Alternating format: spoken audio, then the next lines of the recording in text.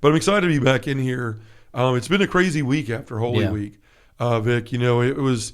I got about 5 or 6 phone calls this week from men that were just really, really hurting. Mm-hmm. 2 guys that were having affairs.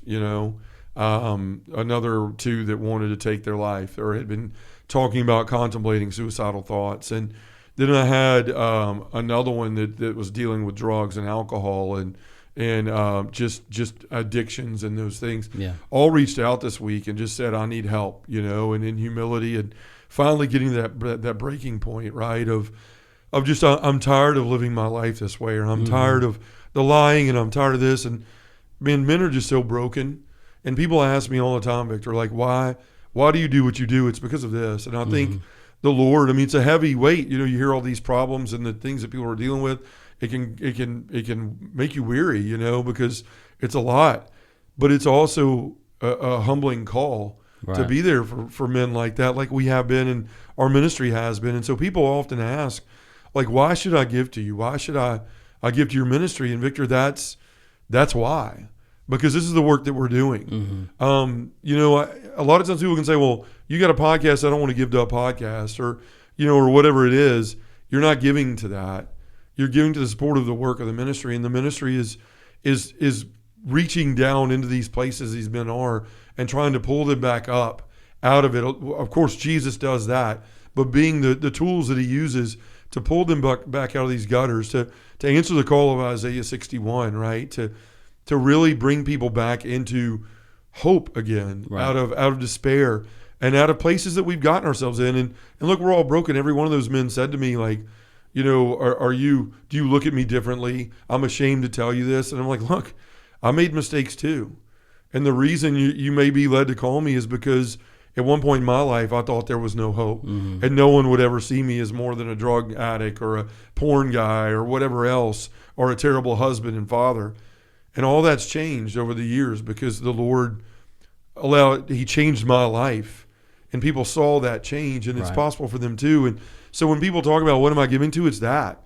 Like, Victor, that's why we're building these places so men can find somewhere to go, because every one of these men called and said, I don't know what else to do. I don't know where to go. I don't know where to find help. And they called me because they know that we have this group here. And that's the same thing that we're starting everywhere else. So they can call the Tylers of the groups and the Sams of the groups and the Johns of the groups and the Bills of the groups that we're starting all around the country, right? It's the Jims, whoever else that's leading these groups that we've started, where they can find this place in their parish where they can find help. And so, folks, like, I've said over the last few weeks, and we do have a lot of needs in the ministry. We just hired somebody that we really need support for that. We need support for the things we need to do to grow.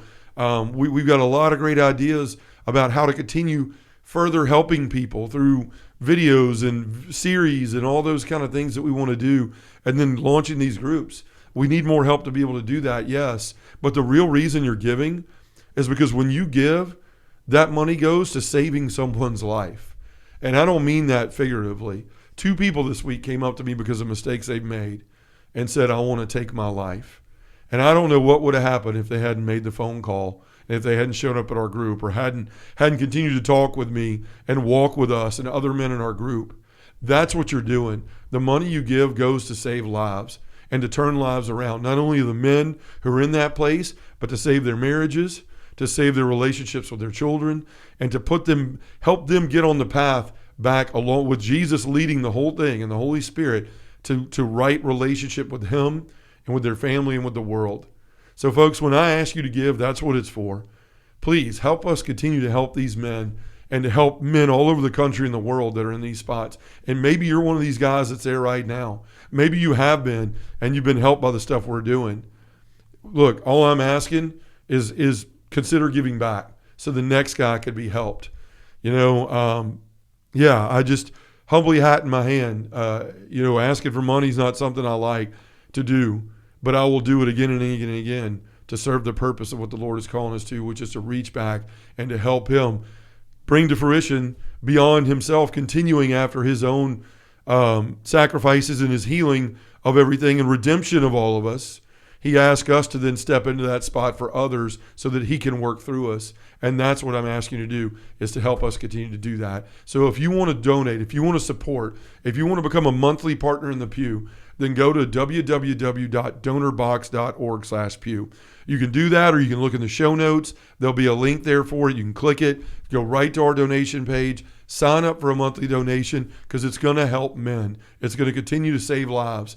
And so I appreciate you for that. You can also go to justaguyonthepew.com and sign up at our website. There's a button at the top along the menu items that says donate. You can go there and do the same thing. You want to send a check, the address is on there too.